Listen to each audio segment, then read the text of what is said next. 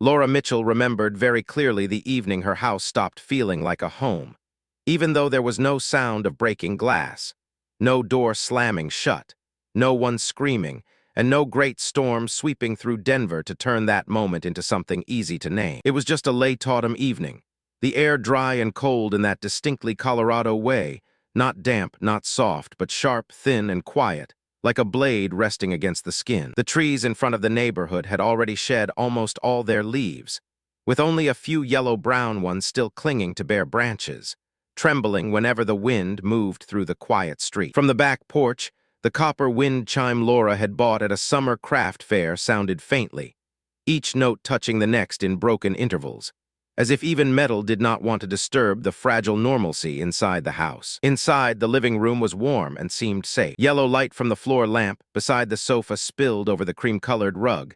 The TV murmured softly with a cooking show neither of them was really watching, and the chef on screen was smiling as he explained how to keep a sauce from separating, while Laura's marriage was about to separate from the very vow that had once held it WH. Dinner had been over for almost half an hour. Laura had washed the dishes, wiped down the counter, put the leftover pasta into a glass container, sorted the forks into the right slot, folded the kitchen towel, and hung it over the oven handle. She did all the small, familiar things of a woman who had lived long enough inside a marriage to understand that normalcy was often maintained by gestures no one thanked her for, by one person remembering to buy milk before it ran out, replacing the paper towels before there was only the cardboard tube left, writing down the dentist appointment, answering the plumber's text, remembering her mother-in-law's birthday, reminding the other person to take a coat when the weather turned cold. Laura was 38, a brand designer, someone whose work required her to understand not only what people said, but what they were trying to make other people feel without saying it. She was good at reading the spaces between words and images, good at knowing how a shade of blue could make customers feel safer, how a typeface could make a brand look more expensive, how a slogan could turn an ordinary product into a promise. But in her private life, especially in her marriage, she had tried not to read Daniel the way she read a campaign. She had tried to believe love did not need to be analyzed too closely, that a good wife should not turn every small change in her husband into a sign, that trust was a room wide enough for the other person to breathe. Daniel Mitchell sat at the other end of the sofa, his white shirt open at the top 2 buttons, a glass of whiskey in his hand, though he had barely touched. He rubbed his thumb lightly around his wedding ring, a very small gesture, almost unconscious. But later Laura would remember it more clearly than the words he said. That gesture made the ring look less like the symbol of a promise, and more like an object he was testing to see whether it still fit, whether he still needed it, whether he could remove it without pain. Daniel was 41, successful, polished, courteous, easy to talk to, the kind of man who always knew how to lower his head and listen at dinner parties in a way that made other people feel more interesting standing beside him. He worked in business development consulting, constantly meeting clients, giving presentations, negotiating, orchestrating meetings people left feeling they had agreed to something reasonable even if, before entering the room, they had not been sure they wanted. Daniel was not the kind of man who dominated with a loud voice. He was more dangerous than that, softer, smoother, subtler. He knew how to make one of his ideas look like a shared conclusion. He knew how to use words like mature, honest, not possessive, freedom, empathy, and growing together, to make the person across from him feel that if they disagreed, they were not only disagreeing with him, but with a more evolved version of themselves. Laura had once loved that calmness. She had once believed Daniel was the kind of man who could make any room feel safe simply by sitting down and saying everything would be okay. In the early years of their marriage, when she panicked about the mortgage, about work pressure, about her mother's surgery, about a major company project collapsing because the client kept changing direction, Daniel would place his hand on her back and say, "We'll handle it one thing at a time." That sentence had once been a place for he to lean. She had believed his composure was strength. That night, when he set his glass down on the coffee table, looked at her with a face he had clearly prepared in advance, and said, "I think we should consider an open marriage."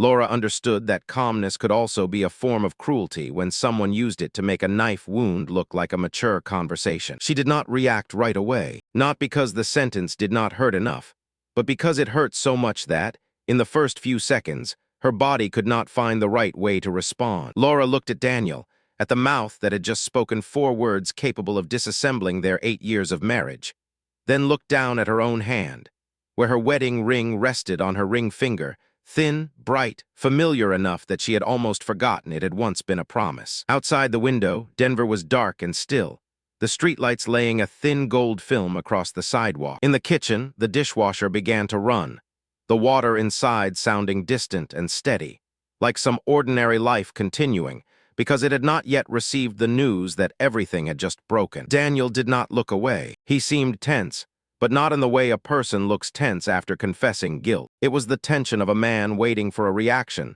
so he could adjust his strategy. Laura recognized that very quickly, and that recognition chilled her more than the words themselves. If this had been a spontaneous thought, he would have been clumsier. If this had been a crisis he was ashamed of, he would have avoided her eyes. If this had been a confession spoken out of fear of losing her, he would have trembled somewhere in his hands, in his voice, in the way he swallowed. But Daniel spoke like a man who had rehearsed, like a man who had read several articles, listened to several podcasts, and chosen a few beautiful keywords so that a betrayal could sound like an evolution. "When did you start thinking about this?" Laura asked very quietly. Her voice did not shake, and that surprised even her. Maybe the shock had not reached her hands yet. Maybe some part of her had known for a long time, and was only now hearing confirmation. Daniel exhaled, as if this question belonged to the first part of the script he had anticipated. "For a while," he said, "I didn't want to bring it up too soon. I wanted to be sure I was approaching it honestly. Honestly." The word fell between them, wearing clothes that were far too clean. Laura looked at him, waiting for him to continue.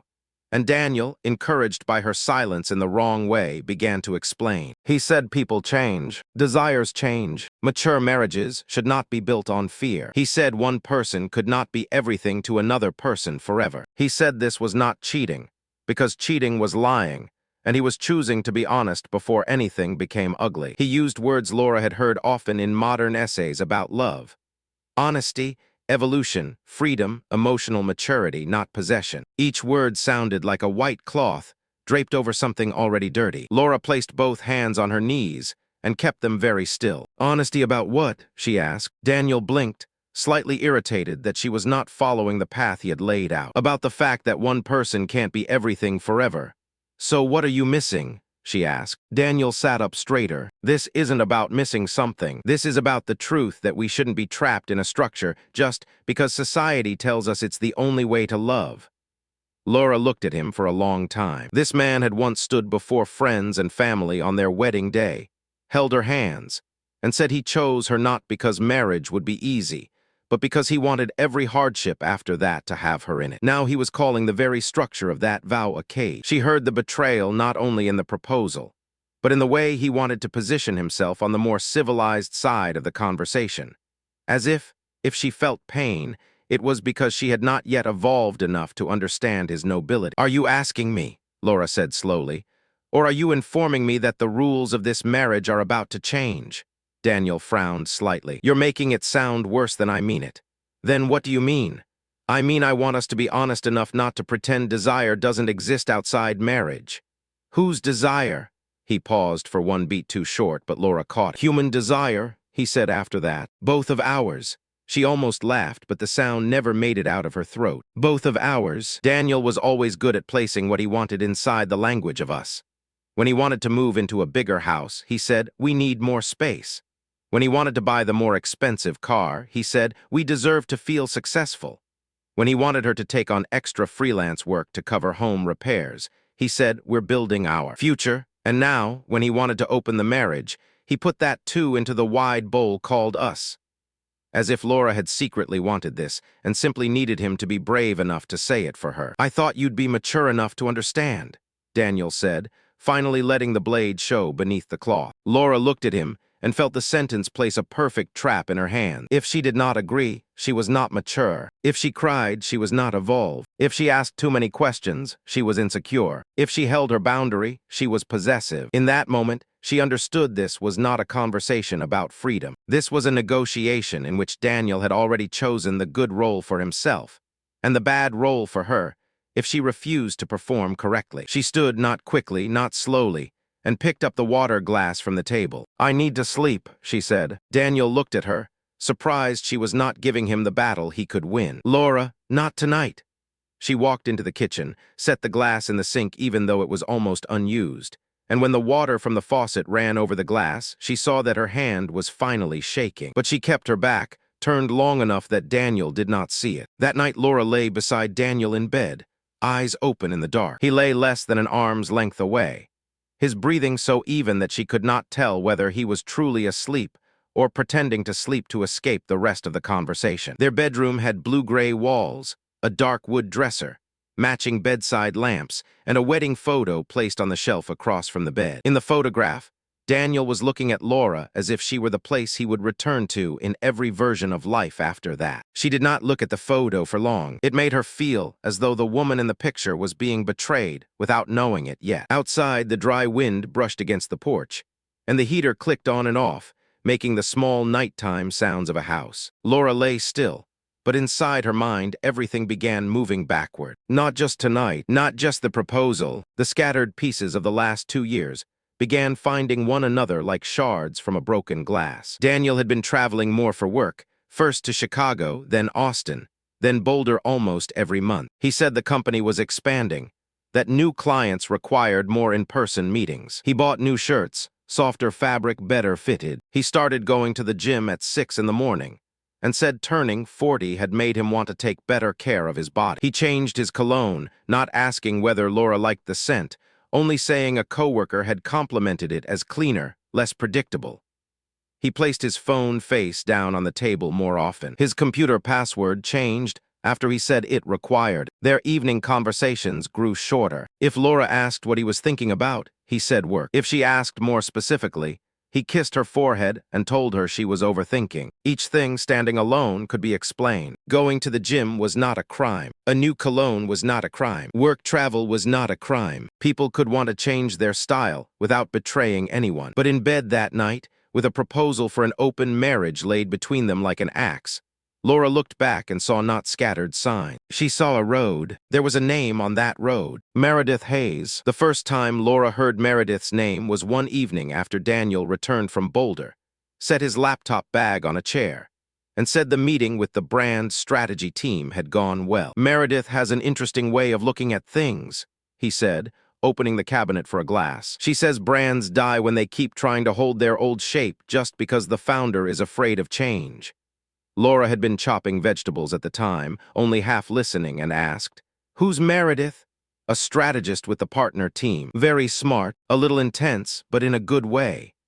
After that, Meredith appeared in his stories like a small punctuation mark. Meredith said their generation was trapped between tradition and freedom. Meredith thought modern people needed more honesty in relationships. Meredith was divorced but not bitter, just very clear about structures that don't work anymore. Laura had heard it and not reacted. She did not want to become the wife who became uneasy simply because her husband mentioned an intelligent woman. She did not want to turn another woman's confidence into her own insecurity. She had believed jealousy made marriage smaller, and she wanted to be generous, kind, trusting. Now in the dark, that name rose more clearly than anything else. Not a name in a work story anymore, but a small nail hammered into every month Laura had ignored. The next morning, Lara woke before her alarm. Her eyes were dry, her head heavy, but a thin layer of calm covered her, like the first ice over a lake. She went downstairs to make coffee. The morning kitchen seemed unaware that the marriage had changed shape overnight. Pale light slid through the window, across the counter, across the 2 ceramic mugs they had bought on a trip to Aspen in the 3rd year of their marriage. Daniel entered 10 minutes later, hair still damp, wearing a gray t-shirt, his face trying to look normal. "Did you sleep?" he asked. Laura poured coffee, pushed one mug toward him out of habit, then hated the habit the instant her hand completed. "Not much." Daniel took the mug and watched her carefully. "I know last night was a lot to process." Laura did not answer. She added milk to her coffee and stirred slowly. Daniel continued, "I don't want you to think I don't love you. I didn't ask that, but I want to say it." "Then say it." He fell silent. Her short sentence seemed to unsettle him more than a fit of crying would have. "I love you," he said. "I just don't want us to live inside something because we're afraid to tell the truth." Laura looked at him. If he loved her, why had the truth been prepared like a presentation in which she had only 2 options? Agree or be less mature. If he loved her, why, throughout the entire conversation the night before, Had the thing he protected most not been her heart, but his image as a decent man? "If that's what you want," Laura said after a long silence, "we can talk about it." Daniel's eyes brightened very quickly, so quickly that the pain inside her hardened into something solid. He tried to hide his relief behind a careful expression, but he was too late. "I knew you wouldn't just shut the door," he said, as if praising her for passing a test. "I said we can talk about it," she replied. "I didn't say I agreed." Daniel lifted both hands slightly. "Of course, no one is forcing anything. No one is forcing anything." Laura would remember that sentence many times afterward, because men like Daniel rarely forced by pushing. He forced by placing the other person inside a moral frame, where refusal became evidence of a flaw in their character. She held her coffee mug and looked into the backyard, where the grass had yellowed from the cold. For the first time, a very clear thought appeared in her mind, not loud, not dramatic. She would not argue her way into being respected. She would observe. In the days that followed, Daniel began changing at the speed of a man who believed he had been granted permission. He did not announce anything grand. He was more subtle than that. He sent Laura long articles about ethical non-monogamy, about couples brave enough to move beyond models of ownership, about jealousy being an emotion to be understood, not a law for someone else to live by.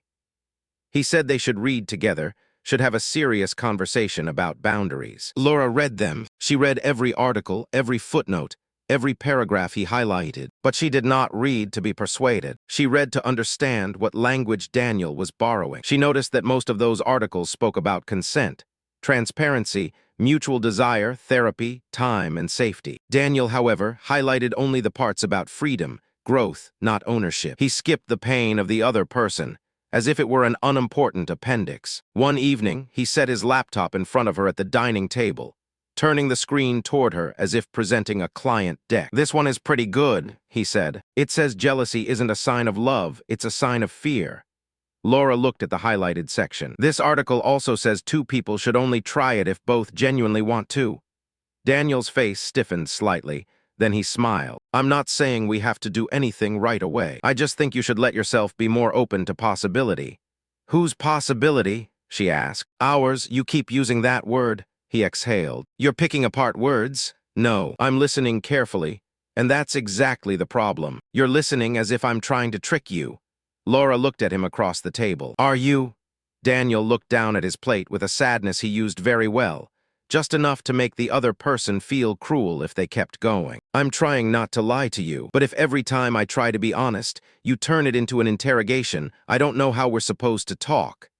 Laura heard the trap closing again. His honesty was protected from questions. Her questions were labeled interrogation. She did not answer. She closed the laptop gently. "Then we'll stop for tonight." He came home later. One Wednesday evening, he said he had dinner with a client and came home at 11:30, smelling of red wine and his own cologne stronger than usual. One Friday, he texted late strategy session at 7 in the evening, then came home after 1 in the morning and went straight into the shower. One Sunday, he said he had to go up to Boulder for a Monday morning workshop, even though before that his company had always allowed him to leave early the same day. When Laura asked what time the workshop started, he looked at her with a mildly wounded expression. "Are you asking because of logistics, or because you're checking up on me?" That question made her want to throw a glass at the wall, but she only said, "Because if you're leaving tonight, I'll have dinner by myself." Daniel touched her shoulder, his face gentle. "I don't want you to feel left behind, but this is exactly what I mean. If we're more honest about personal needs, things like this won't have to be a trigger." Trigger. He called the feeling of being left behind by her husband on a Sunday night a trigger, as if her wound were a psychological reaction to manage, instead of a consequence with a cause. Laura began writing things down, not like a melodramatic diary. She opened a file on her personal laptop, gave it an unrelated name, and recorded dates and details. Daniel went to Boulder, said Monday workshop, left house 5:40 p.m. Sunday, card transaction at Boulder restaurant 8:17 p.m. Text at 11:06, going to sleep, no call. Home Monday 7:45 p.m. Unfamiliar perfume sent on coat collar. She wrote not because she wanted to turn her marriage into a case file, but because Daniel had made language into sand. Every time she stood on it, it sank, and he told her she was imagining things. Evidence was how she poured concrete beneath her own feet. One night, while Daniel was in the shower, His phone lit up on the kitchen table. Laura did not touch it. She did not need to. The screen showed enough of a text from Meredith. Last night felt like the first honest thing in months. She stood a few steps away from the phone, a kitchen towel in her hand, and stared at the line until the screen went dark. Last night, honest, months, those 3 words destroyed the entire covering Daniel had wrapped around his proposal. He had not come to her before betraying her. He had come afterward, carrying another name, another bed, another truth, and then asked her to sign it with maturity. The strange thing was that Laura did not collapse immediately. She had imagined that if she ever discovered her husband had someone else, she would cry until she could not breathe, call Nora, scream at him, demand to see his phone, demand to know every detail. But when the truth appeared in the form of one short text from Meredith, Laura did not break. She went cold, very cold, as if her body had understood before her heart did. She went upstairs, grabbed her coat, and told Daniel through the bathroom door that she was going out for milk. He answered okay in a normal voice. She drove around the neighborhood for nearly 40 minutes and bought nothing. Denver at night had broad roads, traffic lights hanging in the air, and the mountains in the distance reduced to a black mass. She stopped the car in the parking lot of a grocery store, placed both hands on the steering wheel, and for the first time said a very small sentence out loud. "He has someone else."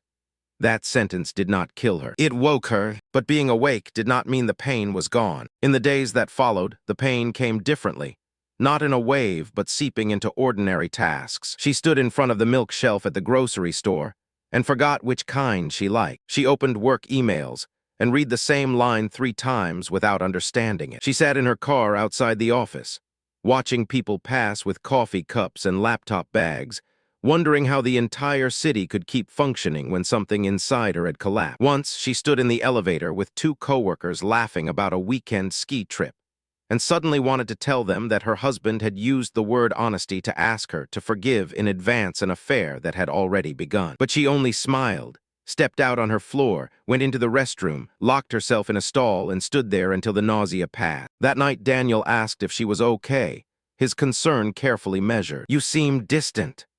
Laura looked at him as he took off his watch in the kitchen, the man who could ask why she was distant while he himself had brought another person into the space between them. "I'm tired," she said. "I know this is hard." He stepped toward her as if to embrace her. She moved back half a step, very small. Daniel saw it. His eyes darkened, not from hurt, but from being refused an old right. "I'm not your enemy, Laura." She looked at him and thought of Meredith's text. "No," she said. "You're worse because you still want me to believe you're safe." After that, Laura confirmed everything with a calm that felt almost frightening. She did not follow Daniel in the street. She did not call Meredith. She did not turn herself into the unstable woman Daniel could later describe. She cross-checked work calendars with receipts, restaurant bills with text, Boulder trips with hotel charges, a flower purchase on a Thursday that was not her birthday, not Daniel's mother's birthday, not any occasion connected to them, an email saved in the family account for 2 tickets to a wine tasting in Boulder, under the names Daniel Mitchell and Meredith Hayes. Laura took screenshots, saved them, put them in a folder. She hated every action, hated that she knew how to do this, hated that the woman who had once believed marriage was a private space now had to become an accountant for her own betrayal. But each piece of evidence also made her less dependent on Daniel's word. And in a marriage where his language had become a spiderweb, that was the first form of self-defense. One old email from Daniel to Meredith hurt more than the hotel evidence. He wrote, "Lara needs time to evolve. She's not a bad person, just very attached to old definitions." Laura read that sentence in the home office while the first snow of the season fell thinly over the neighbor's roof outside the window. She was not the wounded wife in Daniel's story. She was the woman who had not evolved yet. Not bad, just outdated. Not deceived, just needing more time to understand. He had turned his betrayal into an educational stage for her. And once she understood that, Laura no longer wanted to know how many times he had slept with Meredith. The number became less important than the structure. Daniel did not just want someone else. He wanted to preserve the image of himself as honest, deep, progressive, while Laura carried the dirty pain of the truth. She called a lawyer during her lunch break on a Thursday. Her office was in a glass building near downtown Denver, where people drank iced coffee even when it snowed and talked about campaigns, audience behavior, and brand repositioning. Laura stepped into a small, empty conference room, locked the door, looked down at the city through the glass, and called a divorce lawyer named Rachel Voss, quietly recommended by a former colleague. When Rachel asked what she wanted, Laura did not answer right away. She thought about the house, about 8 years of marriage, about dinners, about the way Daniel had cared for her when she had the flu, about mornings when they drove into the mountains, about her wedding ring. Then she thought about Meredith's text. "I want to know how to leave," Laura said, without being dragged back into his story. Rachel was silent for a few seconds, then said in a voice that was professional but not cold, "Then we start with documents, accounts, joint assets, joint debts, and any evidence you have of financial behavior or relationships that may affect the settle." It meant Laura closed her eyes. Nothing in that sentence sounded like marriage, but perhaps Daniel had left the marriage before she had. She was only the last person to give that departure its proper name. From then on, Laura began living 2 lives inside one house. By day, she remained just enough of a normal wife that Daniel would not panic. She went to work, bought groceries, answered his texts in short sentences, asked whether he would be home for dinner so she knew whether to cook. She sat across from him at the dining table while he talked about work pressure, about the bolder client, about how they should keep exploring the conversation with compassion.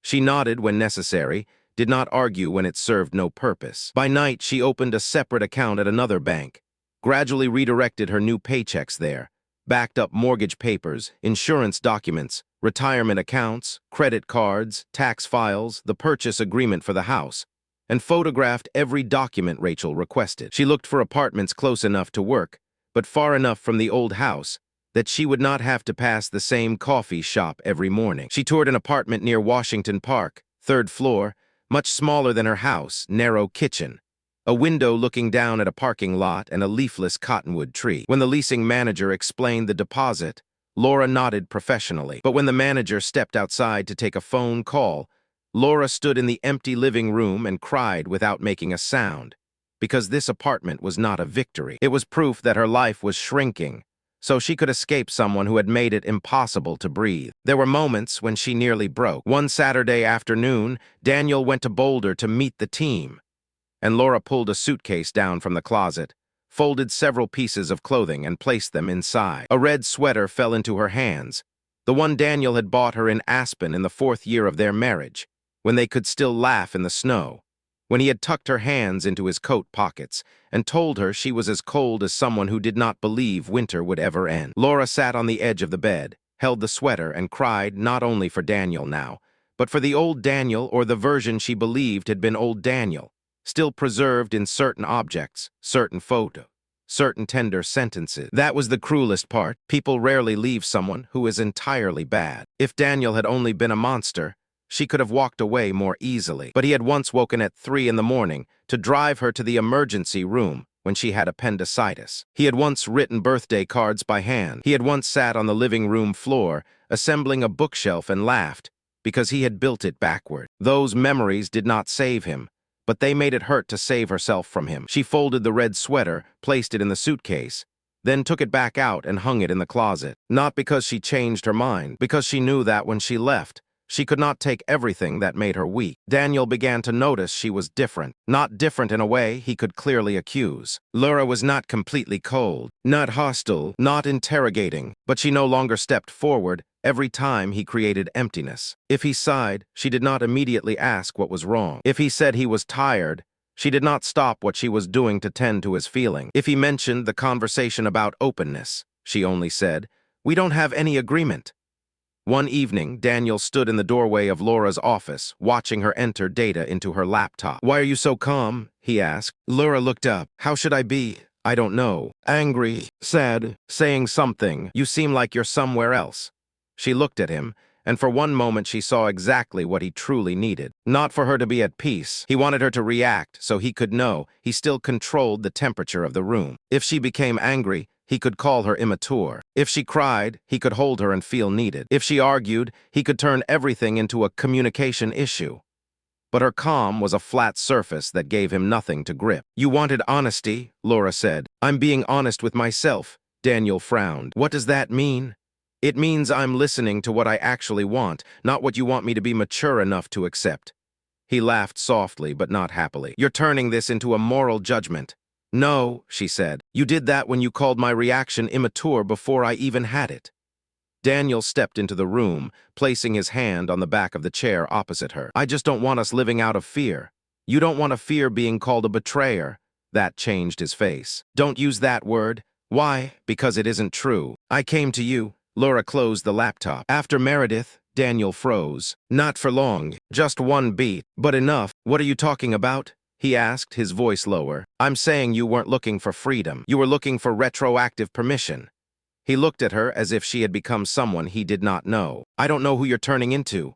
Laura stood, her hand resting on the desk. Maybe this is the first time you're seeing me when I'm not trying to make you comfortable.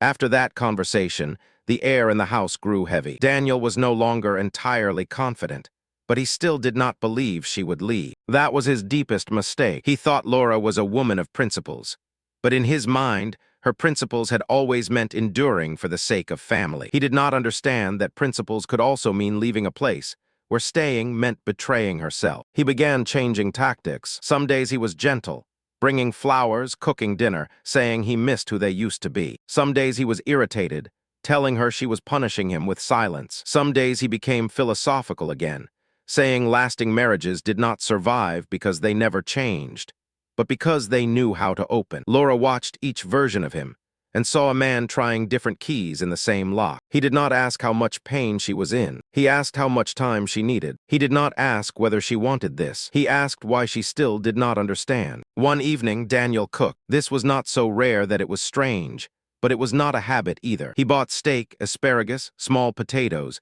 and a fairly expensive bottle of red wine. When Laura came home, the kitchen smelled of butter and garlic. Jazz played softly, and the lights had been dimmed warmer than usual. In another marriage, the scene might have softened her. In this one, it made her cautious. Daniel stood by the stove, sleeves rolled up, his smile tired but tender. I thought we needed a normal night. Laura set her bag down. What is normal? He paused, then laughed as if her question were a sad joke. A night that isn't a war. I haven't declared war. No, you've just retreated into a fortress I can't enter. Laura watched him turn the steak in the pan. Maybe because every time I open a door, you bring in a new definition of the truth. Daniel turned off the stove harder than necessary. I'm trying, Laura. Trying to do what? Trying to keep us from becoming two people who hate each other. You should have thought about that before turning betrayal into a seminar on maturity. He turned back, and for 1 second the tenderness disappeared from his face as if a curtain had been pulled away. Do you want me to get on my knees? Do you want me to call myself a monster so you can feel this is fair? Laura looked at him with exhaustion. No, I want you to stop using extremes to avoid the simple sentence. What sentence? You had Meredith before you talked to me. He did not answer. Butter continued to hiss in the pan for a moment, then burned lightly, the garlic scent turning bitter. Laura walked over and turned off the stove. She did not want the house to burn down just because Daniel still refused to call fire by its name. One evening after a boulder trip, Daniel walked into the house close to 10 o'clock. Laura was sitting at the dining table with her notebook, not working, only rereading the lines she had written. He looked at the table, at her, at the clean kitchen with no dinner waiting. You ate already? He asked. Yes, you didn't text me. You said your schedule was uncertain. He set his keys down. So now we're living like roommates? Laura closed the notebook. I don't know whether roommates usually ask to open a marriage after they already have someone else. Daniel rubbed his face, the familiar exhaustion returning like a coat he knew how to wear. Laura, I can't be put on trial every time I walk into the house. You're not on trial. You're hearing consequences. What are you writing in there? Things that happened. For what? To give to a lawyer?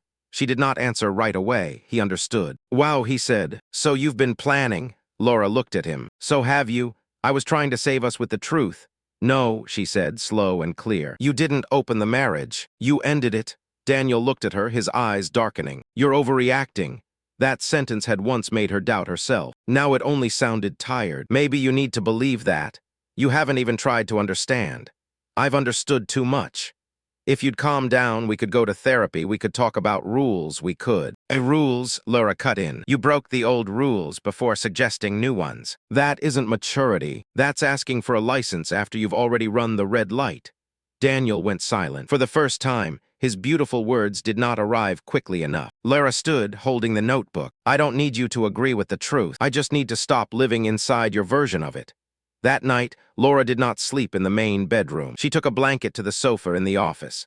A small room they had once called the creative room when they bought the house, where she had imagined placing a drafting table, mood boards, design books, and a comfortable reading chair. In recent months, that room had become the place where she hid documents, notes, evidence folders, and sometimes her own breathing. Daniel stood outside the door for a while without knocking. She heard him walking back and forth in the hallway. Finally, he knocked twice, softly. "Laura," she did not answer. "I don't want us to sleep like this."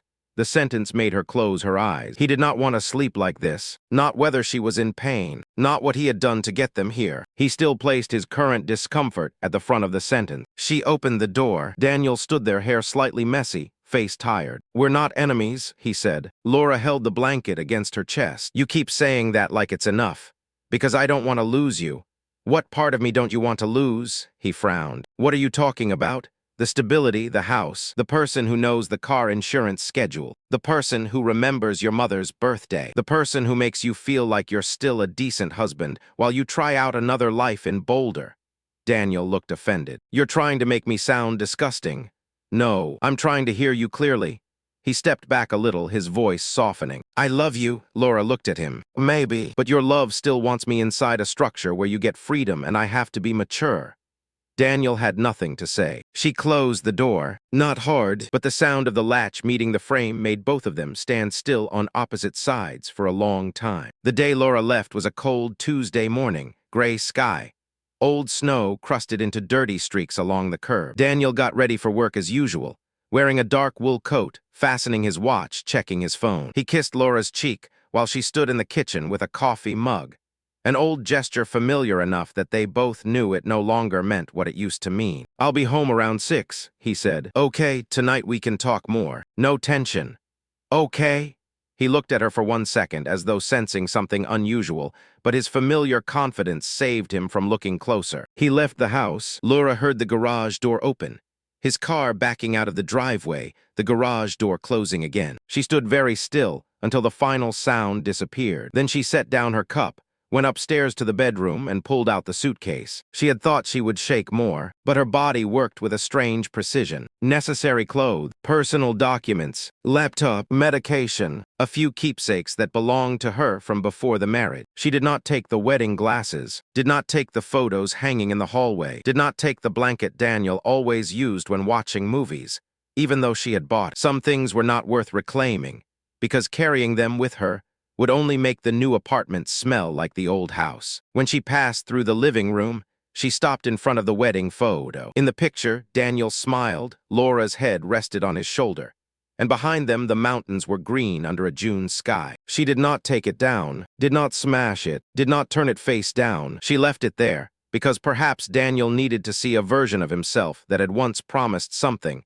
whenever he walked through the empty room. On the dining table, she placed the envelope of legal documents from the lawyer and a short handwritten letter. She had written and rewritten it many times before reducing it to a few lines. "You didn't open this marriage. You ended it before you asked me. I will not agree to live inside a truth edited so you can still feel innocent. I am not leaving to punish you. I am leaving because I finally believe myself." Laura pulled her suitcase to the front door. The house was so quiet that the wheels over the wood floor sounded too loud. She stood at the threshold for a moment, looking back at the living room, the kitchen, the staircase, the walls that had once held laughter, small arguments, quiet evenings cooking, snowy days, moments when Daniel had wrapped his arms around her from behind while she washed vegetables. No place was entirely a lie. That made leaving more painful, but also more truthful. She was not walking out of a pure trap. She was walking out of a life that contained love, habit, deception, manipulation, and dead things still shaped like warmth. She closed the door behind her. Not hard, just firmly enough to lock it. Her phone began ringing when she was about 10 minutes away from the neighborhood. Daniel's name appeared. Laura let it ring. Then it rang again. On the third call, she answered through the car system. "Laura, where are you?" His voice was urgent. "Not hurt first, urgent first. I'm driving. Where is your stuff? What are these papers? What the hell are you doing?" "I left." "You left?" He repeated it as if the words had no meaning unless he approved them. "You planned this behind my back. You wanted honesty," she said, eyes on the road. "This is me being honest with myself. Don't play with words. Come back to the house. We'll talk." "No, Lara, this has gone too far. We can fix this." That sentence might have made her cry a few months earlier. Now it only made her tired. "You already fixed it," she said. "Just not the way you thought." He was silent for one beat, then his voice lowered. "I didn't think you'd actually leave." Laura looked at the red light ahead, at the gray sky above the low buildings of Denver. "That's the problem," she said. Then she hung up. The days that followed were a chain of texts, voicemails, and emails, all wearing different faces of Daniel. First came anger. He said she had betrayed him, that she had been planning, that she had turned the marriage into a case. Then came pain. He said the house was empty, that he could not sleep, that he walked past her office and could not stand it. Then came apology. He said he had been confused, stressed, unsure what he wanted, that Meredith did not mean what Laura thought she meant. Then came promises. He said he would end everything, go to therapy, sell the house if she wanted, start over, never mention open marriage again. Laura read the messages in her new apartment, where the heating system knocked every time it turned on, where the kitchen was so small she had to keep the coffee maker beside the sink, where her bed had no frame yet, just a mattress on the floor for the first week. She read them and saw each tactic the way one sees old layers of paint being scraped off a wall. Daniel was not apologizing for making her live in suspicion. He was apologizing because that suspicion had led to action. He had not feared losing her when he sat on the sofa proposing an open marriage. He became afraid when he opened the door and found she was no longer there to provide the foundation for his freedom. Meredith pulled away after 2 weeks. Laura knew because Daniel revealed it in a voicemail close to midnight, his voice slightly drunk. "She doesn't want drama. Do you understand that? She said I need to handle my marriage situation first." As if I'm the problem. Laura listened to it once, then deleted it. She did not feel happy, did not feel triumphant. She only saw the cold logic of it. Daniel had wanted Meredith as a symbol of freedom, Laura as a symbol of stability, and himself as the man deep enough to hold both without being named. When Laura left, that structure collapsed. Meredith did not want a man in the chaos of divorce, a man whose finances were under a lawyer's eye, a man leaving midnight voicemail. Daniel's freedom, it turned out, only looked beautiful when there was a wife at home keeping his life centered. The final meeting took place at Laura's lawyer's office, not at the coffee shop Daniel wanted. He said they needed to talk like two people who had loved each other, not through paperwork. Laura replied by email that all important communication would happen with Rachel present, or in writing. Rachel's office was on a high floor of a downtown Denver building, glass windows looking out over rows of buildings, the faint shape of the mountains in the distance. Daniel arrived in a navy suit, hair neat, his face more tired than before, but still trying to hold on to the qualities of a man used to being heard. When he saw Laura sitting on the other side of the table, he paused slightly. She wore a charcoal sweater, her hair tied low, barely any makeup. She did not look victorious. She did not look destroyed, and maybe that unsettled Daniel most. He did not know what voice to use with this version of her. "I want to speak to you alone," he said. Laura looked at Rachel, then back at Daniel. "No," he gave a small, bitter laugh. "You're really going to turn 8 years of marriage into procedure?" "No," Laura said. "You turned it into a negotiation. I wasn't allowed to refuse if I wanted to be called mature. Now I choose procedure because procedure lies less." Daniel looked down at the table, his hands clasped. "I was wrong." Laura was silent. "I mean it," he continued. "I was wrong. I shouldn't have brought it up that way. I should have talked to you about Meredith before things." "Before things what?" she asked. He stopped. Rachel took notes. "Daniel hated that. I didn't come here to have my words trapped. You came here because you asked to meet. Because I want you to understand I wasn't trying to hurt you." Laura looked at him, and in her eyes was a sadness more tired than angry. "You were trying to keep yourself from being the bad guy. That isn't the same as trying not to hurt me." Daniel closed his eyes for a second. "I didn't think you'd actually leave." That sentence, once again, was the clearest truth he had ever told. Laura nodded very slightly. "That's the problem." There was nothing more that needed to be said in that moment, because their entire marriage, in the end, lived inside that sentence. He had not thought she would leave. He had not thought her boundaries had a door. He had not thought her silence was preparation. He had only thought it was empty space he could keep filling with beautiful language. When Laura signed the papers, her hand did not shake. Daniel watched that hand as if it belonged to someone else. Perhaps to him it did. The woman who had once asked whether he was coming home for dinner even when he was late, who had read the articles he sent in an effort to understand, who had swallowed questions because she feared being called insecure, was no longer in the room. Or she was there, but she had taken her hand back from his. The signature did not make Laura feel light. It only gave a death certificate to something already dead. And sometimes, that is all the justice life allows. A few months later, Laura lived in the small apartment near Washington Park. It was not as beautiful as the old house. The heating system made noise. The window looked down at the parking lot and the bare trunk of a tree. The kitchen was so narrow that if she opened the dishwasher, she could not stand in front of the sink. But on the first morning, she woke there without any messages from Daniel, without any articles about non-possessive love, without any voice demanding that she understand, yield, or prove her maturity by holding pain in the correct posture. She sat at the small table with a cup of coffee and felt a strange space open inside her chest. Not happiness. Happiness was still far away. Not healing. She was not healed. Some mornings, she still made too much coffee because her hands remembered the amount for 2 people. Some nights, she heard a song Daniel used to like and had to turn it off. Some days, she missed him, then hated herself for missing him, then learned to let the memory pass without treating it as instruction. But beneath all of that, there was something new, cold, and clear.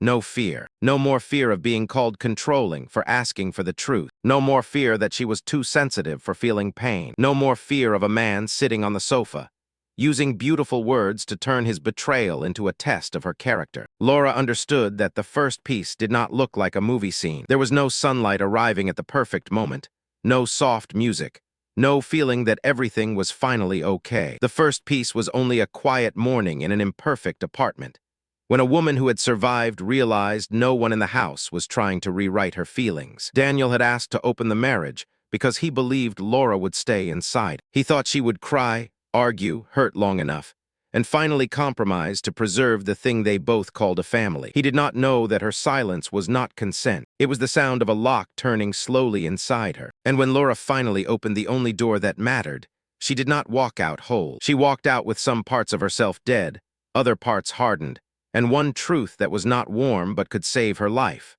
Some things cannot be opened without breaking, and sometimes the only thing that needs to be opened is the door to leave.